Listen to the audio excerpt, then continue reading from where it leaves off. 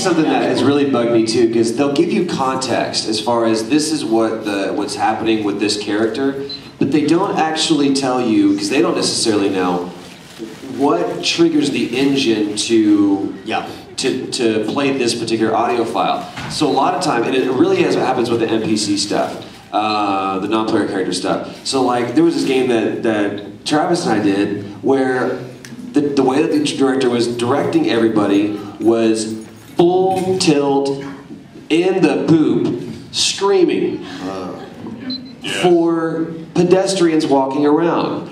Mason, what's going on? What time is it? Do you have the time? Because I want a cheeseburger. That was unnecessary. So, and it was, everybody was like that. So everybody was just walking around, and if someone had actually been transported to that planet, you'd be like, everyone here is really aggro and just needs to take it down a notch.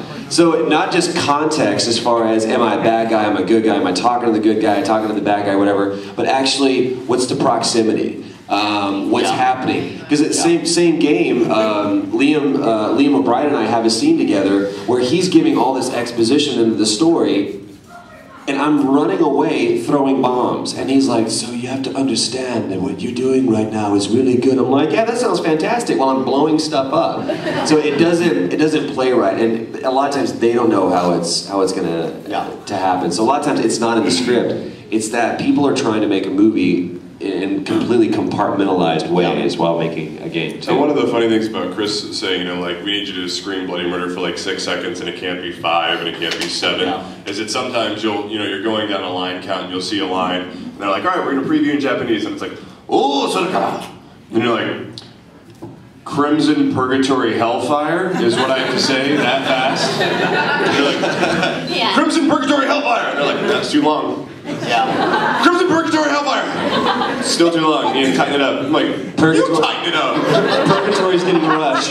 Yes, Crimson Purgatory Hellfire! You tighten it up. Okay, well maybe we should take a word out. Now that's a translation. And that's another way too. Sometimes you do get to preview in your ears. You get to hear the Japanese, so sometimes that helps a little. That's also something to consider in the criticisms. Is we're doing the best we can to be good actors. We're trying really hard. Under very unusual and difficult circumstances. Yeah.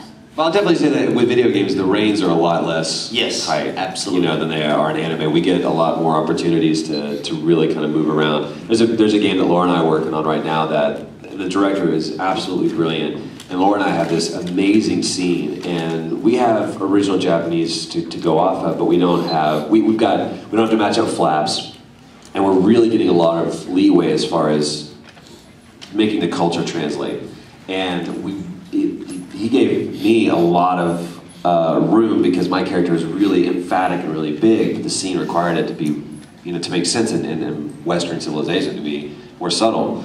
And so we get a lot more opportunity to kind of stray away from maybe what the original Japanese is doing, just because it makes more sense in an American setting. So that was it's fun if one of us goes in to record first or something, because then you get to have, like, I would have Troy in my ear as I'm doing that scene, and it's a lot of fun. It makes you a better actor because you get to act off of. Anytime you have somebody to play off of. And they're doing more and more of that. Like Brothers in Arms, we did a lot of cast records to where I was, we were playing, they were recording us simultaneously. In Red Faction, Liam and I did our stuff simultaneously.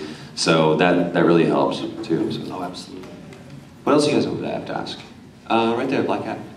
How long does it usually take to record the voices for a game? Totally depends on the part you're playing and the game, Like, the Tales games, how long did you work on that for? Oh God, I had like 3 days or 4-hour sessions. See, we worked on that. How long did Ryu take? Ryu took 2 4-hour sessions. See, like Tales was 4 months.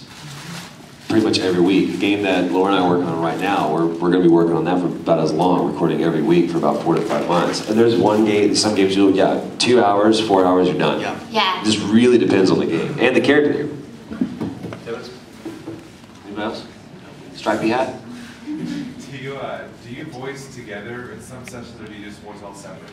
In video games, it's a separate process. Yeah. There's sometimes, like I said, Brothers in Arms, we got to do that, and Red Faction, we got to do it, but those things are very few and far between, unfortunately. It's a logistical thing. It really, really would help, but most people aren't set up to do it, so it's really hard. Right there, the green. Oh, yeah. Mr. Lantern. Yeah, thanks. I was going to ask the question to the Street Fighter cast. Like, how does it feel to work on a game that's, the franchise is like so big and like world known? How do you feel about your characters from, say, number 2 to how they are now? Really? We were flipping out. I was flipping out when I got cast in Street Fighter. Oh, yeah. Yeah. It's just so major. It's like, you know, it's something you grew up with, and to be able to be part of that is freaking awesome. Well, also the audition process was like, it was so super top secret that they didn't give us the character name and they didn't give us a picture. They just had No, they gave a picture. Was there? I didn't get a picture. You didn't? No, I just got a description and some lines. Well, I knew it was a fighting game, and like I get down to the 4th thing. I'm like, man, this guy's really militaristic, and then it says Sonic Boom. You're like, no way. I'm like, come on. when I got to the audition, he said, I'm not allowed to tell you what game this is for, and I can't tell you your character name, but he slides a picture of her across the table and he goes, but this is the character design. And I'm like, ah!